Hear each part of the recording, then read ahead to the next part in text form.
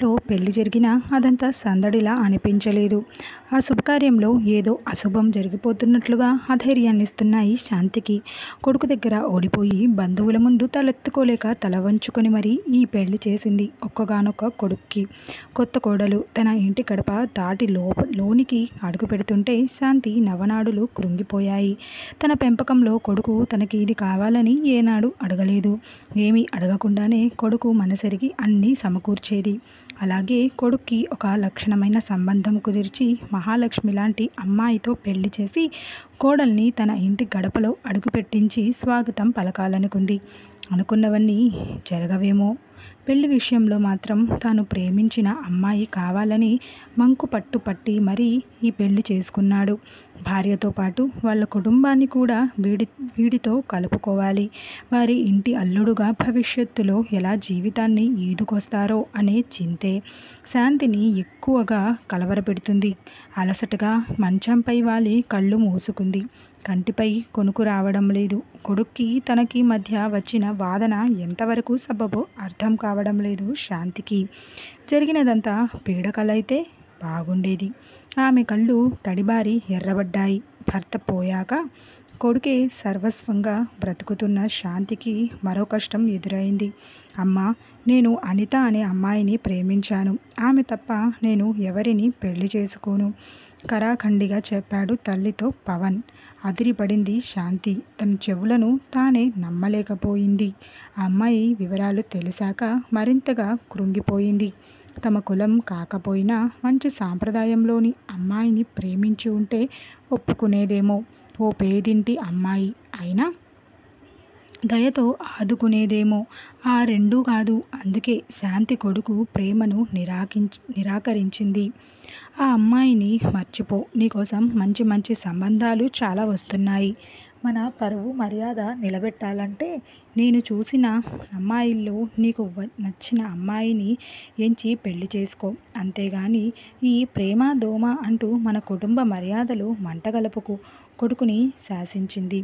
శాంతి మాటలకు మరింతగా పౌరుషం పొడుచుకొచ్చింది పవన్కి. అమ్మా, ఆ అమ్మాయికి అందం లేదా, చదువు లేదా, ఉద్యోగం లేదా? ఇంకా ఈ కాలంలో కూడా ఈ కులాల పట్టింపులేంటి? ఏ కులంలో వారికైనా ఉండేది ఆ ఎర్రటి రక్తమే కదా. నువ్వు ఈ అమ్మాయిని కాదని వేరొకరితో పెళ్లి చేస్తానంటే నీ తృప్తి కోసం చేసుకుంటాను. కానీ నేను మాత్రం ఆ అమ్మాయితో సంతోషంగా ఉండలేను. నీ వల్ల నాతో పాటు నువ్వు పెళ్లి చేసే అమ్మాయి, నేను ప్రేమించిన అమ్మాయి కూడా జీవితాంతం కుమిలిపోతూనే ఉంటాము.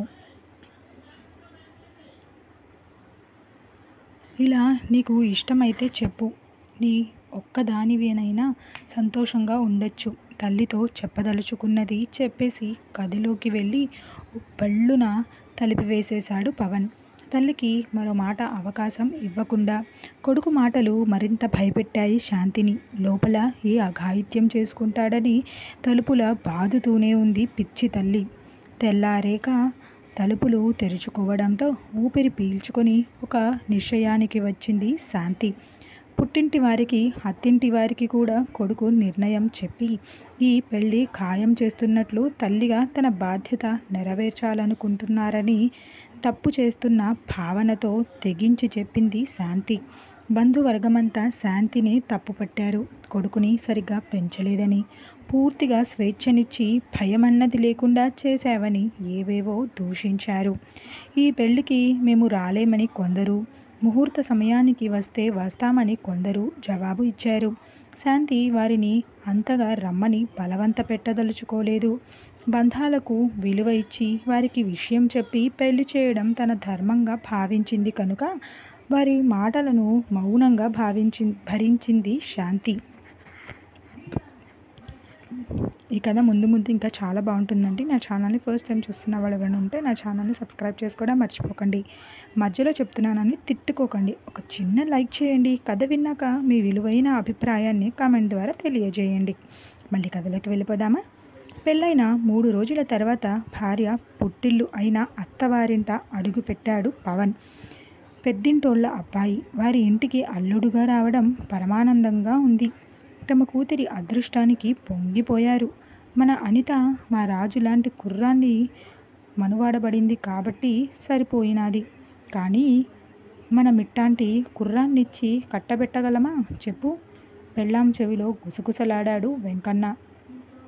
నువ్వు మరీను మామ, మన అనితమ్మకేటి తక్కువేటి? తినో తినకో ఎంతో కష్టంతో పట్నంలో మన బిడ్డని చదివించాం. ఆ చదువుకి సరిపడే ఉద్యోగం కూడా కూడేసుకుంది కాబట్టే మన బిడ్డ వెంటపడ్డాడు మన అల్లుడు. మన పిల్ల అందానికి ఏ మగాడైనా ఎగరేసుకుపోతాడు. అయినా మన అల్లుడి అమ్మ తన కిట్టం లేకుండా ఈ మనువు చేసింది. దానికాడికి వీళ్ళిద్దరిని కాపురానికి పంపితే మన బిడ్డనెట్టా చూస్తుందో ఏటో. ఈ పెళ్లి చేయడానికి మనల్ని చూస్తూనే మొహం ఏలాడేసింది. వామ్మో, మన పిల్లని అత్త నుంచి వేరు కాపురం ఎట్టించాలి. అల్లుడెలాగూ మనోడైపోయాడు. కూతురింటికి మనం కూడా పోతా వత్తా ఉండొచ్చు.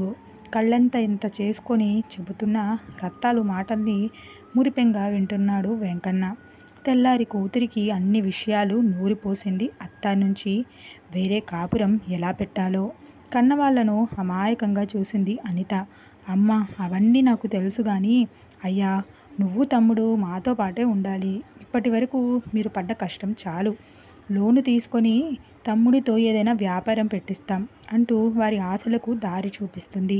కూతురు మాటలు కొండంత ధైర్యాన్ని ఇచ్చాయి ఆ కన్నవాళ్లకు.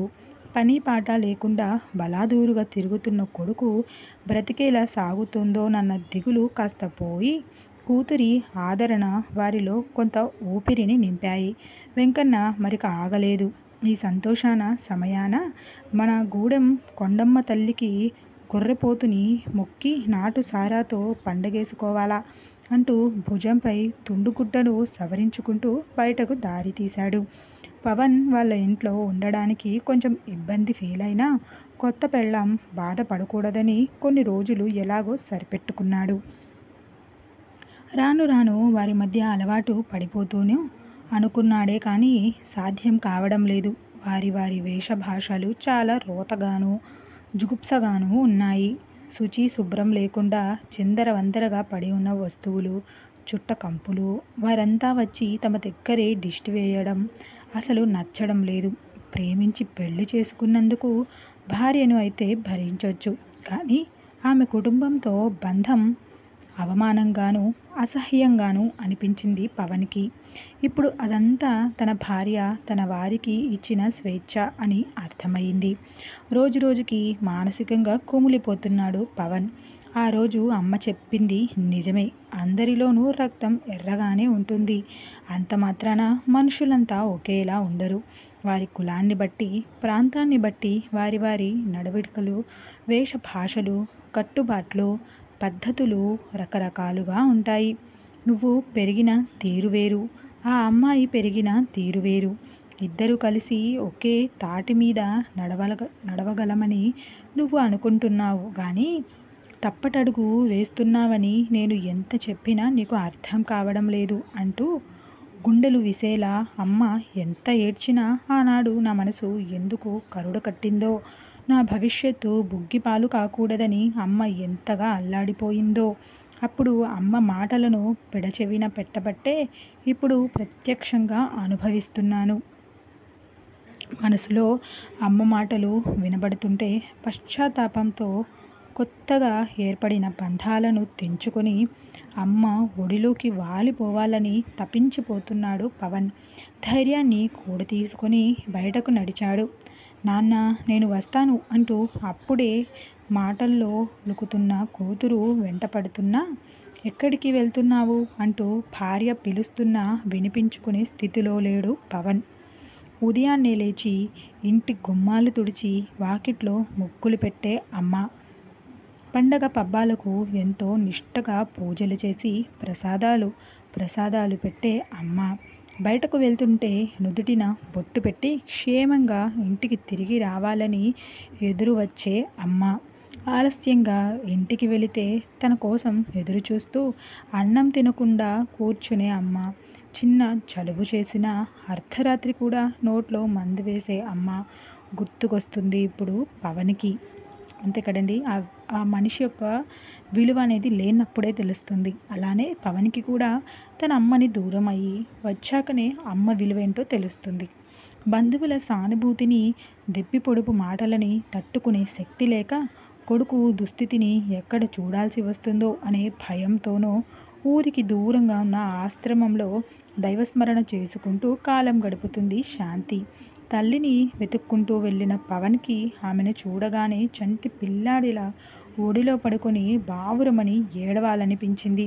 కొడుకుని చూసిన తల్లిలో ఎప్పటిలా అదే వాత్సల్యం, అదే ఆదరణ, అదే ప్రేమ. అమ్మా, నాకిక నువ్వే కావాలి అమ్మా అని ఏడుస్తున్న కొడుకుని ఓదార్చింది శాంతి. వద్దు బాబు, ఇప్పుడు నువ్వు ఒక్కడివే కాదు, నీకు ఒక కుటుంబం ఉంది. వారికి అన్యాయం చేయకు.